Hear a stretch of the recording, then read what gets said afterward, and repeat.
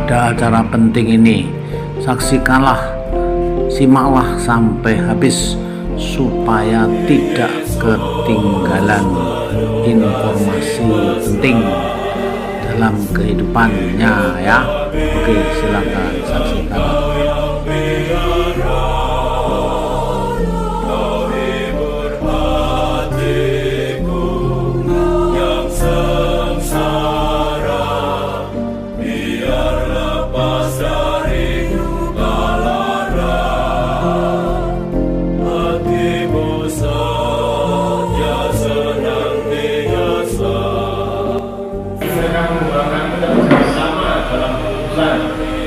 Kolaborasi yang diciptakan Yesus ini sungguh luar biasa.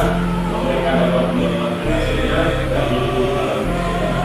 dari bahagia dan cinta. Yesus juga mengajak kerjasama para murid saat memberi makan 5.000 orang dengan 5 roti dan 2 ikan. Markus 6 ayat 1 sampai 2. Dan setelah mengambil 5 roti dan 2 ikan, dia pun menghadap ke langit dan mengucap berkat, lalu mengucapkan roti itu dan memberikannya kepada murid-muridnya supaya dibagi-bagikan kepada orang-orang. Begitu juga 2 ikan itu dibagi-bagikannya mereka semua, dan mereka semua makan sampai ini. Melalui kerjasama ini, Yesus juga menanamkan rasa tanggung jawab dan terus memiliki karya penebusan kepada para murid. Yesus sadar mereka yang telah melanjutkan karya keselamatan, maka mereka memiliki persiapan dan berlatih untuk berkolaborasi dalam karyanya. Yesus sungguh menanamkan tentang membangun dasar kolaborasi dalam pelayanan gereja. Melalui kolaborasi ini kita bisa melihat nilai-nilai yang tertanam dalam hidup para murid. Mereka semua yang bertanggung jawab dalam karya perusahaan itu. Mereka mempunyai kesempatan untuk saling belajar dan menumbuhkan kepercayaan. Juga mereka adalah hidup oleh iman akan Allah yang telah mengasihi aku dan menyerahkan dirinya untuk Pastor Deros begitu terpesona pada pribadi. Dia menguji imannya dengan menyatukan hidup dan hatinya dengan ucapan Paulus dalam Galatia mengungkapkan iman dan kesatuan Dewa dengan dia menyadari bahwa hidupnya digerakkan karena iman dan kesatuan dengan Yesus yang ada dalam hatinya menggerakkan kasih Allah mengapresiasi Bapak Dewa. Dia terdorong untuk membagikan kasih Allah dalam pelayanan kepada sesama dan dengan memberikan kerajaan Yesus dalam hati umat serta masyarakat. Begitu besar kasih Allah akan dunia ini sehingga Dia menganugerahkan putranya yang juga kepada kita. Katakan dengan kasih Allah yang begitu besar, maka Tuhan ingin membalas kasih itu dengan persembahan diri total kepada Allah, memberikan kongregasi dan kerajaan Yesus dalam hati masyarakat. Dia pun mengajar kepada semua orang Allah persatuan dengan Kristus tidak hanya terlibat dalam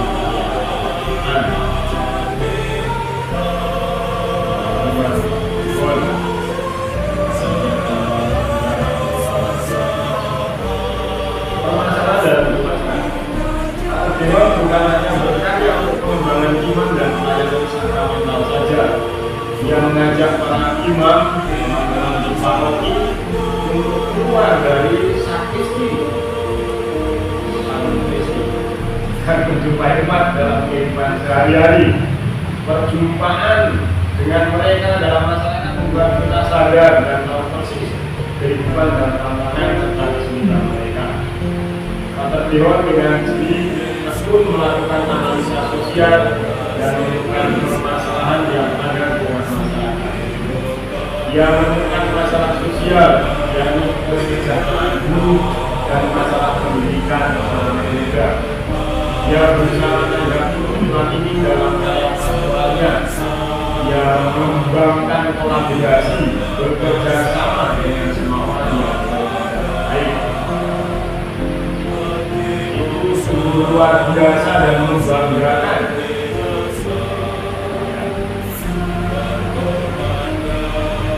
Yang membantu masyarakat menggapai masa depan yang lebih baik.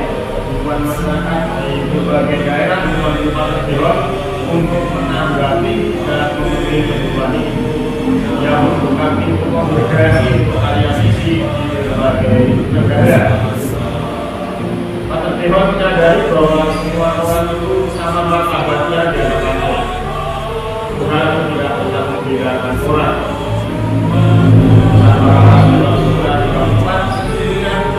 Bahwa Allah tidak membedakan. Bagi Pak Dewan, semua mempunyai hak yang sama untuk dimanusiakan bersama. Maka dalam karya Al-Quran dia selalu mengajak pelakuannya untuk meningkatkan kesejahteraan dan mengangkat martabat sesama yang miskin dan lemah melalui karya sosial dan pendidikan. Dalam kolaborasi ini, Pak Dewan memahami bahwa semua yang berkehendak baik adalah rekan dalam karya-karya. Mereka menjadi kekuatan utama serta keberhasilan dalam karya dan kolaborasi kita. Mereka dengan ketulusan serta kebahagiaan menuntaskan bersama dari penuh kesulitan dan penderitaan, menolong kesejahteraan hidup. Kolaborasi dalam masalah. Pak Dewan selalu mereka melihat permasalahan hidup. Dia bergerak hati untuk segera mengatasi permasalahan itu agar masyarakat dapat hidup tenang dan bahagia. Inilah cara hidup dan pastoral yang diwariskan oleh Pak Dewan kepada kita. Yang menyadari ada dua masalah yang segera diatasi, yaitu masalah kesenjangan sosial dan pendidikan. Dua hal ini menjadi perhatian khusus Pak Dewan dalam membangun komunikasi dan lainnya. Pak Dewan melihat adanya permasalahan sosial, yaitu kesenjangan kesejahteraan sosial antara buruh dan pekerja.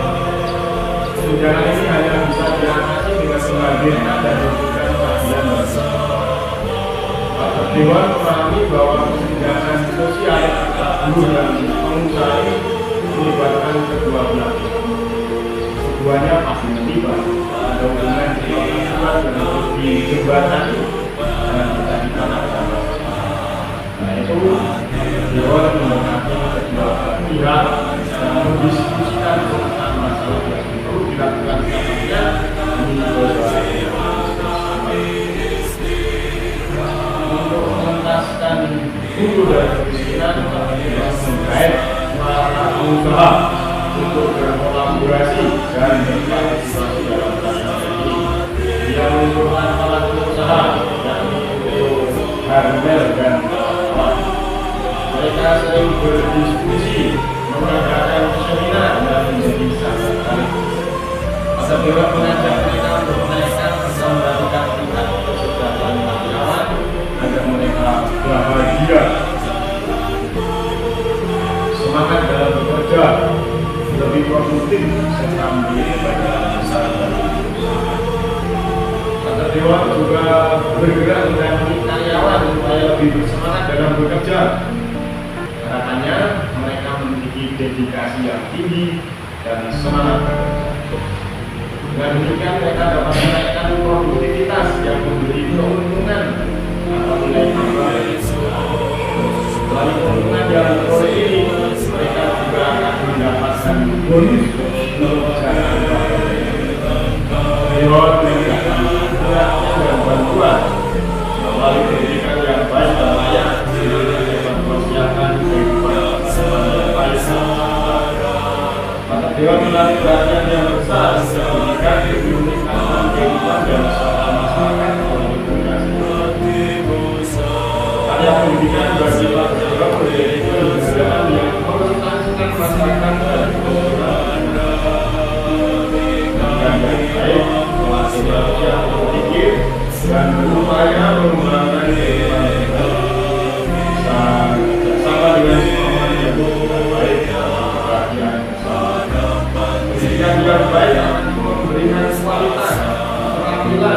cara berpikir yang baik. Dengan demikian mereka mendapatkan pekerjaan yang baik dan menghasilkan gaji yang layak untuk kebutuhan hidup, kesejahteraan dan pendidikan yang baik. Karya pendidikan ini diusahakan para dewa dalam kerjasama dengan Komodo. Saat teknologi memberikan rekomendasi Komodo menyetujui dengan syarat silakan memberikan rekomendasi asal kamu sudah membangun dan mendirikan sekolah. Akhirnya dengan berbagai usaha dan dibantu oleh keluarga, Pater Dewa memberikan College Saint John. Itu adalah sekolah SMA dengan sama untuk menampung College ini memberi kesempatan bagi anak-anak yang pabrik untuk punya pendidikan. College Saint John tumbuh berkembang pesat, populer dan banyak orang muda yang punya pendidikan berbasis. Saat awal kongregasi berdiri, sekolah itu sudah dinikmati oleh Pater Dewa. Beberapa kongregasi fokus untuk kembali dengan mengajar banyak anak karyawan yang tidak sekolah disapa dan dikumpulkan untuk mendapatkan pelajaran dari Pater Dewa, baik dalam bidang dua anak bersekolah menjelang mendapat untuk pasangan optimis. Selain karya pendidikan guru para anak, Pater Dewa juga bagian dari pendidikan religius dan iman. Dia mendirikan sekolah dengan besar seminari persiapan 5 masa depan dan itu menjadi tujuan besar tahun religius. Pater Dewa juga memahami bagi mereka yang sudah menerima keterangan menjadi aktivis gereja masa depan. Dapat kita mengkaji mengajar atau memasang karya misi. Pater Dewa bergerak dari hubungan yang mendesak di berbagai tempat.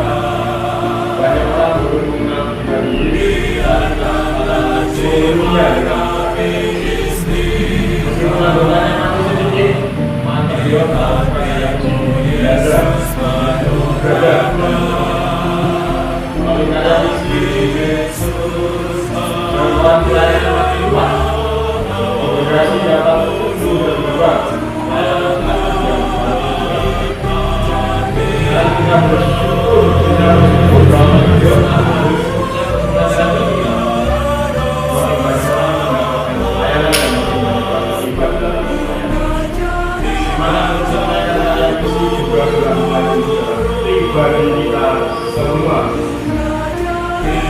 Jadi seperti keseluruhannya dan makanan Injil dapat kita wujudkan bersama dengan semangat keterbukaan kolaboratif bagi keselamatan semakin banyak tantangan jalan di hati Pater Dewa dan menjadi dasar dari berbagai hidup hal yang dilakukan kepada kita.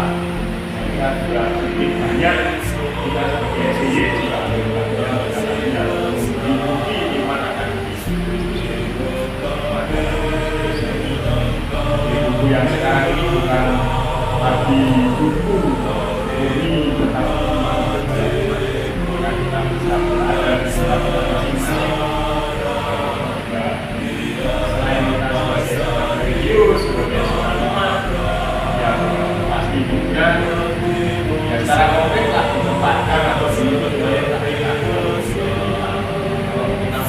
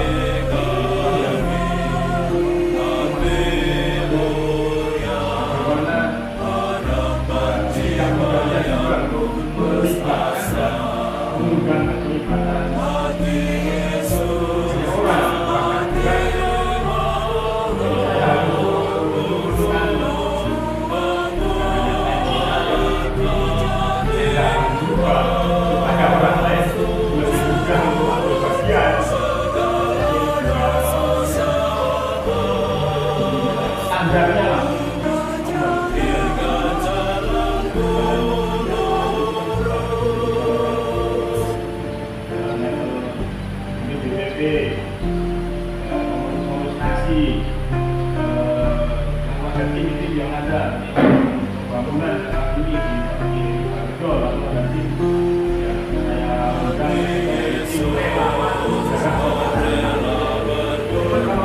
kalau belajar dari situ kelihatan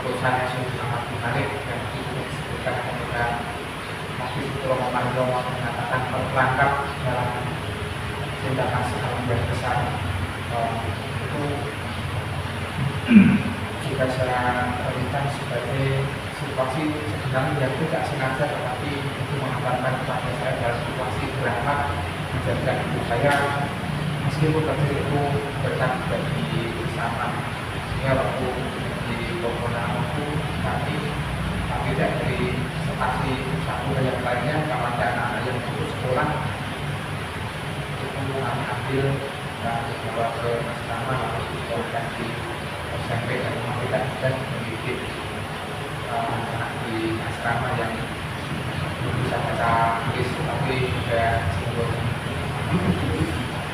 Kalau di sehari saya belum sempat belajar kalau nanti paling tidak juga kalau mereka sudah mau ke sekolah lalu dikomunikasikan dengan asrama kelas 9 itu juga beberapa partai yang membuatkan surat rekomendasi dan memintakan beasiswa dan sebagainya juga menemukan para keluarga yang anaknya mengalami kesulitan dalam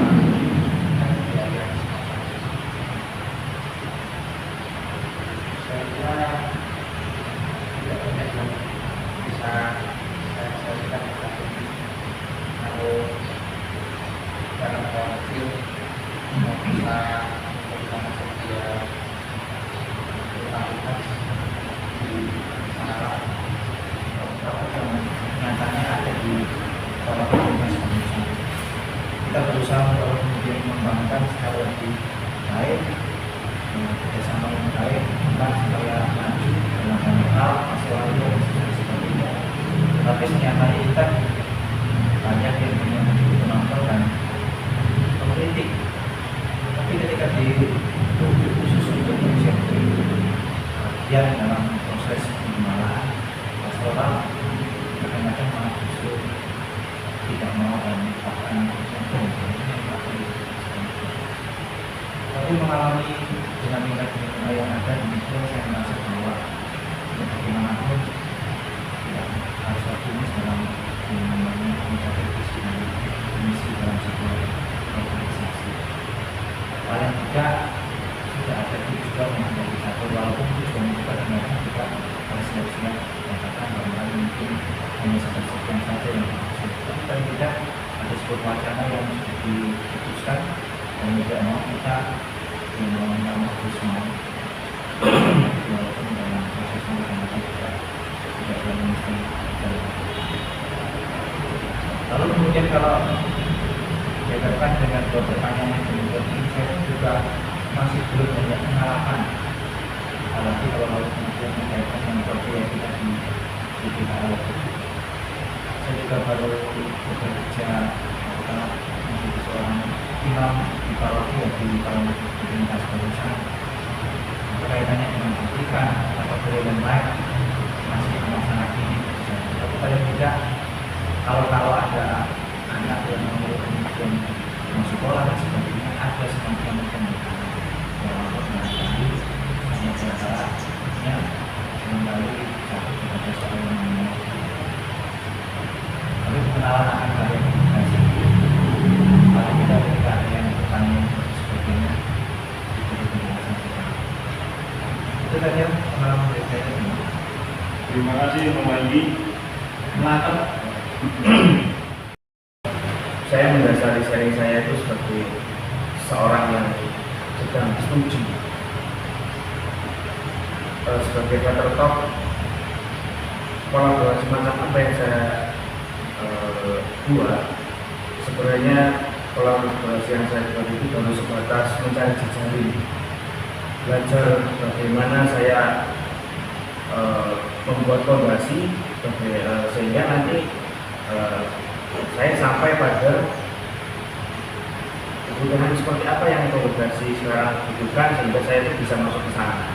Fondasinya itu saya mencari jejaring, dan yang saya buat tempat ini adalah bagaimana saya mencari atau mencoba untuk memperdalam pendampingan orang muda. Misalnya saya mencoba untuk melihat peluang-peluang yang ada, bisa di sekolah, lalu juga di asrama atau tempat-tempat lain. Nah, sistem kolaborasinya itu mencari menemukan nilai-nilai apa yang bisa saya pelajari dari sana sehingga itu menjadi fondasi hidup saya. Maka dalam hal itu saya tertarik dengan di bagian awal ini, kerjasama itu tanggung jawab dan terus memiliki keadaan. Maka sekarang saya masih melatih itu, melatih terasa tanggung jawab terhadap tugas yang diberikan kepada saya dan mencoba untuk merasakan inilah tugas dan karya yang disiapkan oleh kongregasi untuk saya. Maka saya menyediakan dulu begitu.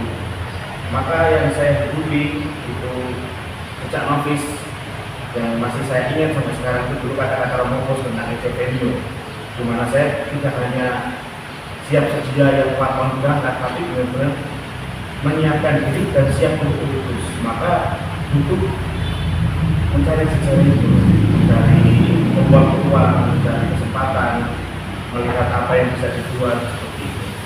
Itu dari sisi saya yang sedang belajar. Terima kasih. Terima kasih Brother atas sharingnya. Misalnya ya, kamu berpuasa dan menyiapkan orang-orang yang mengenai saya karena kita seperti itu. Saya bersyukur bahwa ada teman sudah yang sangat proaktif di sana tanpa menginformasikan bahwa memang ada hidup yang menurut saya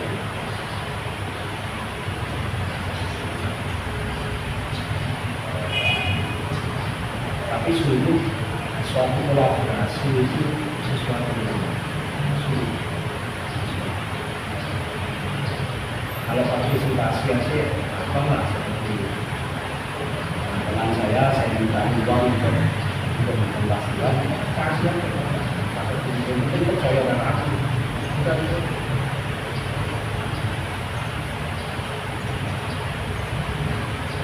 Dan satu lagi, memang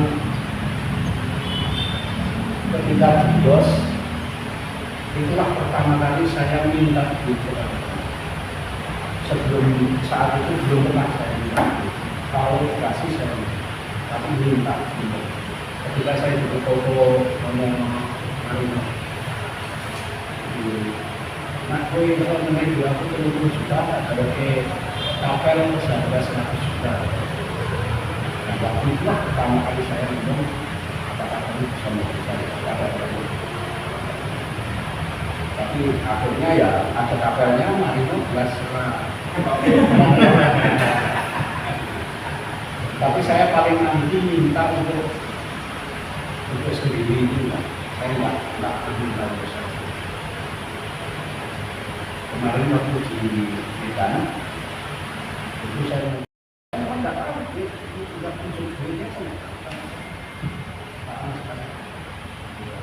Saya pernah ditanya oleh saya terus nanti dulu kamarnya untuk komunitas beliau. Saya nggak gitu. Tapi kan kalau ini kalau bayangkan terus. Kalau itu kawannya kalau kasih oli. Tapi menurut saya namanya menyenangkan itu. Teman-teman tapi bukan untuk saya pribadi. Kalau untuk pribadi saya.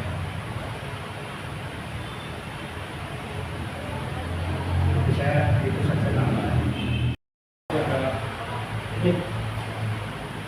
Teman kolaborasi itu selama perjalanan hidupku di mendapatkan tugas pelayanan di mana saja, saya memang merasakan bahwa kerjasama itu ada, tetapi juga untuk mengarah pada kolaborasi sebenarnya. Karena tanpa kolaborasi itu kayaknya itu nggak bakalan tercapai ya. Namanya kayak mulai dari Sari itu saya juga di sana. Nah, saya juga berkolaborasi dengan Lampung dalam pelayanan begini dengan para IPP dan stasi di sana itu juga harus ada kolaborasi. Saya berpindah ke Bangun Sari dan Mojosari, saya juga berkolaborasi dengan seorang siswa yang waktu itu namanya Sukadi, itu juga berkolaborasi. Coba masuk gitu. Tapi di situ saya sebenarnya sebagai SCY itu, saya pada saat itu bekerja sebagai seorang SCY sendirian untuk merawat 2 paroki sendirian. Tapi dalam kesendirian itu justru mencoba untuk memberdayakan para orang-orang yang punya potensi di sana. Sehingga meskipun satu imam itu pegang 2 paroki, makanya bisa berjalan sebagaimana mestinya. Yo tidak baik-baik betul, yo tidak jelek-jelek betullah. Pokoknya semuanya setara. Dari sana masuk ke seminari. Nah, seminari itu ya tidak mungkin akan tidak berkolaborasi. Senantiasa berkolaborasi, baik itu dengan para staf seminari yang ada, meskipun kadang-kala ada berbeda pendapat, selisih pendapat, itu ya hal-hal yang wajar. Tapi bisa berjalan selama 7 tahun saya bisa berada di sana. Itu memang sudah selesai masa jabatannya, lalu saya mundur dari seminari dan seterusnya. Akhirnya tugas yang paling lama itu adalah di Yayasan Sadeus Palembang. Itu sekitar 15 tahun, juga bayangkan 15 tahun itu. Jadi seluruh pikiran, hati, simpati dan sebagainya itu dicurahkan ke Yayasan Sadeus itu.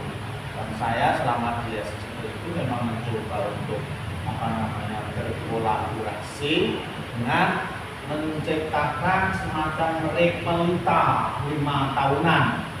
Dengan repelita 5 tahunan itu, maka Yayasan Sabilus itu bisa berjalan. Ibarat mobil yang awalnya itu jalannya tertatih-tatih, akhirnya bisa berjalan lancar ya. Terus masuklah ke Yos Sudarso Metro, dan dalam waktu singkat bagaimanapun juga saya mencoba untuk merawat apa yang sudah dimulai oleh para pendahulu, termasuk wakil wakil yayasan di Metro itu waktu itu masih belum di PKLB, itu masing-masing yayasan sendiri, yayasan Sudarso, yayasan Antonius, dan kemudian melebur.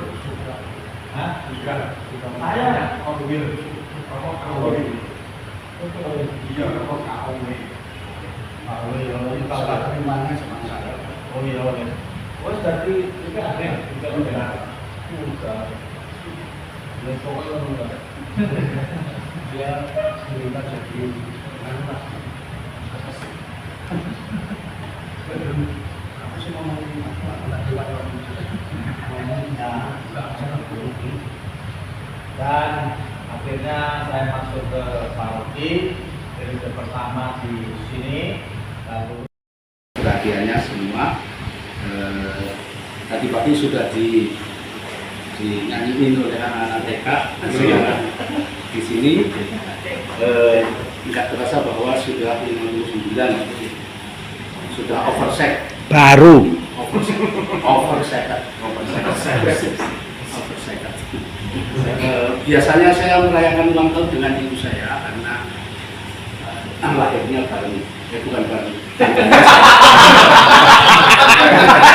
Tanggalnya sama.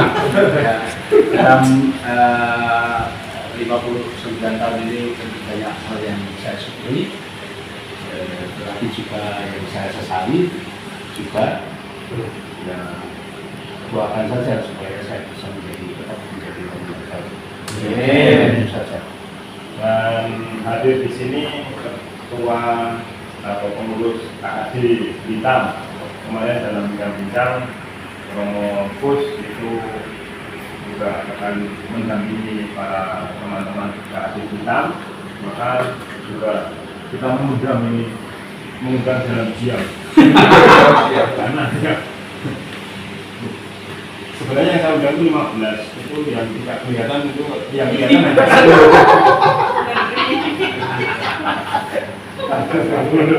Oke, baiklah kita berdoa bersama. Dalam nama Bapa dan Ibu, kami mengucapkan kehadiratmu Allah Bapa yang Maha Baik, Engkaulah sumber hidup dan keselamatan kami. Kami bersyukur atas kasih karunia-Mu menghadirkan tengah-tengah gereja-Mu Romo Pus Mariadi yang hari ini merayakan ulang tahun ke-59. Kami juga bersyukur atas segala pelayanan dan kehadirannya di tengah-tengah komunitas dan juga gereja. Dan kami mohon berkat-Mu untuk kejalan selanjutnya agar di hari ke depan sungguh-sungguh diberi kesehatan dan kesejahteraan. Dan kami dapat menikmati rezeki kumpulan ini, semoga menguatkan keluarga kami. Demi Kristus Tuhan dan pengantara kami. Amin. Tuhan bersama-Mu. Dan bersama Romo. Yang Romo Pus yang berulang tahun diberkati oleh Maha Kuasa, Bapa dan Tuhan dan Roh Kudus. Amin. Kami ucapkan selamat padamu, kita akan doakan selamat sejahtera, sehat sentosa, selamat panjang umur dan bahagia.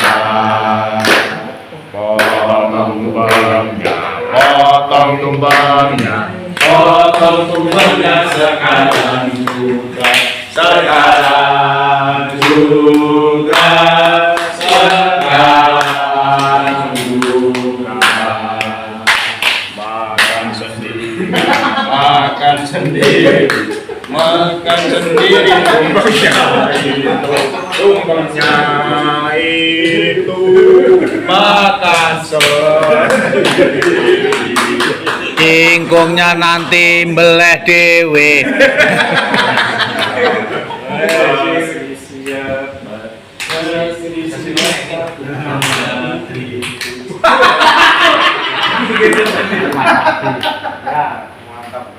Waktu ada pihak grup yang memuat nama administrasi personel di provinsi kita, saya kaget menjadi anggota komunitas awam Begoyan. Nah, saya itu nggak tahu mau buat apa. Yang sudah saya buat adalah meminta semua dokumen. Meminta semua dokumen dari Romo Wahyu dan Romo EN untuk saya pahami apa itu komunitas Begoyan. Dan baru belum lama itu saya berani menghubungi ketua KAD supaya mari kita mulai sesuatu. Setelah saya membaca-baca dokumen-dokumen itu, karena selama ini saya tidak pernah berperhatian secara khusus tentang KAD. Hanya kalau ada rame-rame di sini, rame-rame di sana, tapi persisnya bagaimana saya oleh karena itu saya sudah diperkaya dengan tulisan-tulisan Romo Menbil, Romo EN dan Romo Wahyu. Maka ini mengawali kerjasama saya kasihkan ketua